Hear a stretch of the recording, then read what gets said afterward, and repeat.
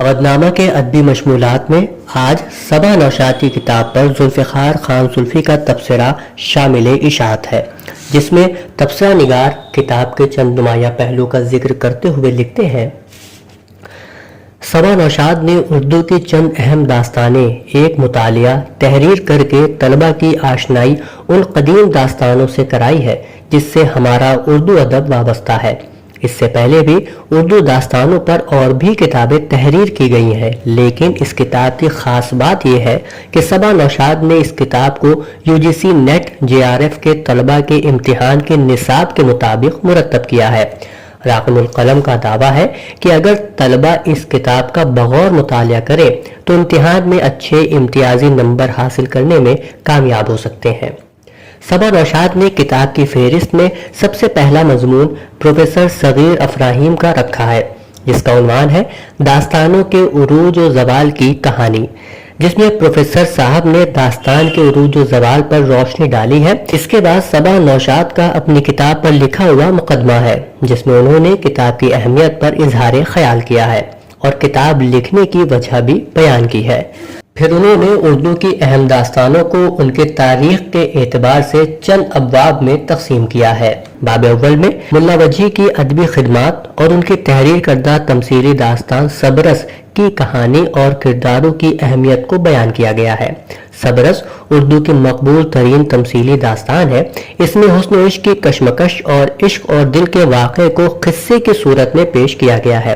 اس داستان میں ملا وجیح نے تصوف کے اہم نکات پیش کیے ہیں۔ باب دوم میں فضل علی خان کی ادبی خدمات اور ان کا فن پارہ کربل کتھا کا ذکر ہے، جو انہوں نے 1731 میں تحریر کیا تھا۔ کربل کتھا شمالی ہند کی پہلی نثری کتاب تصور کی جاتی ہے۔ یہ کتاب اصل میں روضۃ الشہداء کا اردو ترجمہ ہے۔ اس میں کربلا کے واقعات اور شہادت کا پردرد بیان ہے۔ کربل کتھا میں جذبات کی شدت کے اظہار کے لیے نظم سے بھی کام لیا گیا ہے۔ صبا نوشاد ان تمام باتوں کا ذکر مکمل طور پر کر دیتی ہیں، ساتھ ہی وہ اہم نکات پر بھی روشنی ڈالتی ہیں جو امتحانات میں اکثر پوچھے جاتے ہیں۔ باب سوم میں میر تقی خیال کی ادبی خدمات کا جائزہ لیا گیا ہے۔ بوستان خیال، جو میر تقی خیال کی فارسی کی ضخیم داستان ہے، جس کا فارسی سے ترجمہ اردو میں کیا گیا ہے۔ باب چہارم میں میر امن کی ادبی خدمات کا تذکرہ ہے اور ان کی تخلیق کردہ داستان باغ و بہار پر اہم نکات دیکھنے کو ملتے ہیں۔ باب پنجم میں انشاء اللہ خان انشا کی ادبی خدمات پر روشنی ڈالتے ہوئے ان کی تخلیق کردہ داستان رانی کیتکی کی کہانی کا ذکر کیا گیا ہے۔ باب ششم میں رجب علی بیگ سرور کی ادبی خدمات کا ذکر کرتے ہوئے صبا نوشاد نے ان کی شاہکار داستان فسانہ عجائب کا جائزہ لیا ہے۔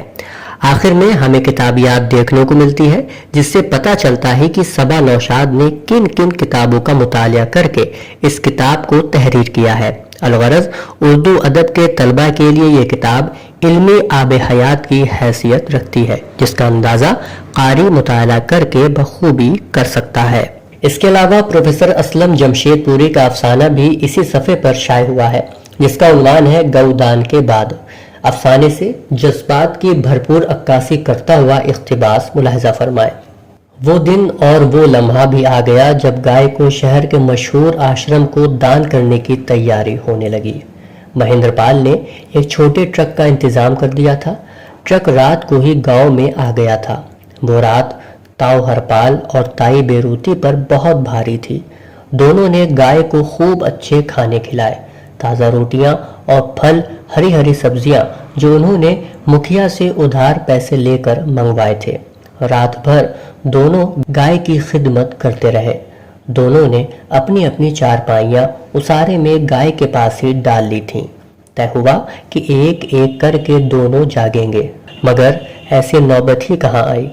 دونوں کی آنکھوں سے نیند غائب تھی۔ گائے ذرا بھی ہلتی ڈلتی اور اس کے گلے کی گھنٹی بجتی تو دونوں اٹھ جاتے، جیسے مندر کی گھنٹیاں بج اٹھی ہوں اور دیوی نے پکارا ہو۔ سویرے ہی گاؤں کے لوگ گائے کو دیکھنے اور ودا کرنے آنے لگے تھے۔ ہرپال تاؤ نے گائے کو خوب مل مل کر نہلایا، پورے بدن پر تیل کی مالش کی۔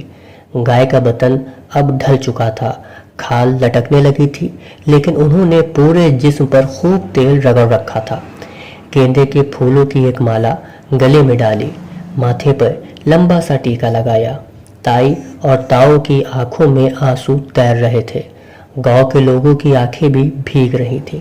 ताऊ खुद भी गाय के साथ आश्रम तक जाने वाले थे। उनसे गाय के बिना रहा ही नहीं जा रहा था। गाय की आंखों में भी आंसू थे। हे भगवान, मेरी गाय। हरपाल का दिल रो रहा था, मगर जमाने को दिखाने को वो हिम्मत से काम ले रहे थे।